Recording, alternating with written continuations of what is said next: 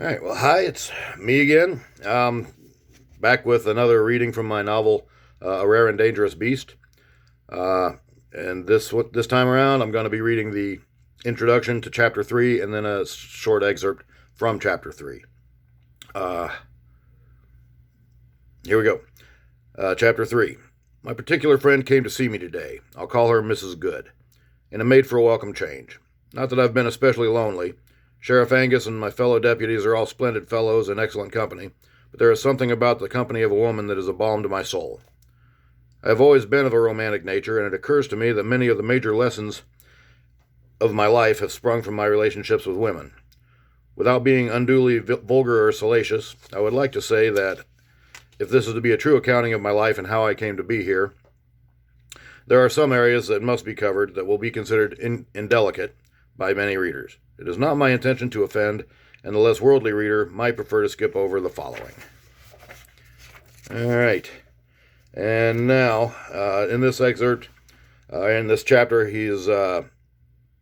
Nate has just met the first great love of his life, it turns out. And they're still in the getting to know you phase. He's a cowboy, and she's a prostitute in one of the local establishments there in Shasta, California.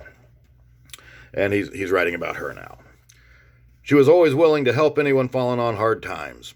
I saw her assist many an unfortunate wretch, both male and female, with a room, a meal, or even a grub steak or a stage ticket out of town. On the other hand, she had no patience with fools, never loaned money nor gave credit, and never ever bartered or discounted her services. Christian charity is one thing, she said, but bad business is just bad business. My Rahab also never missed church services, which I found hilarious. She went heavily veiled and always sat by herself in the back, but everyone knew who she was. It was a sign of how well she was thought of in the town that even the strictest and most judgmental in the congregation chose to simply ignore her rather than make a fuss. Why do you bother with all that superstitious rot in a church full of hypocrites who wouldn't deign to acknowledge you on the street? I once asked her. I don't go for them. I was utterly bewitched. Initially, at least, I was little more than an amusement to her. It wasn't any one thing that got me past her defenses. It was more a gradual, almost glacial, letting down of her guard as she came to trust me and even, finally, depend on me. I had been paying court to her for months when one day we were walking in the country, followed at a distance by Samson and his ever-present shotgun, and sat down to rest in a mountain meadow surrounded by wildflowers, and she blurted out, "Rahab's not my real name." What is it, then? She wouldn't meet my eyes, a trait that always accompanied any mention of her past. I don't think it was a matter of shame so much as fear of what she'd see in my eyes. Esmeralda, she said, but my friends used to call me Esme. Esme is a beautiful name, I said, so I go by Rahab. She smiled her thin-lipped, lopsided smile, dragged on her pipe, and said, I think it's funny. Besides, she was a whore, but that's not all she was, and it reminds me that, though I may be one now, it's not all I am or all I'll ever be.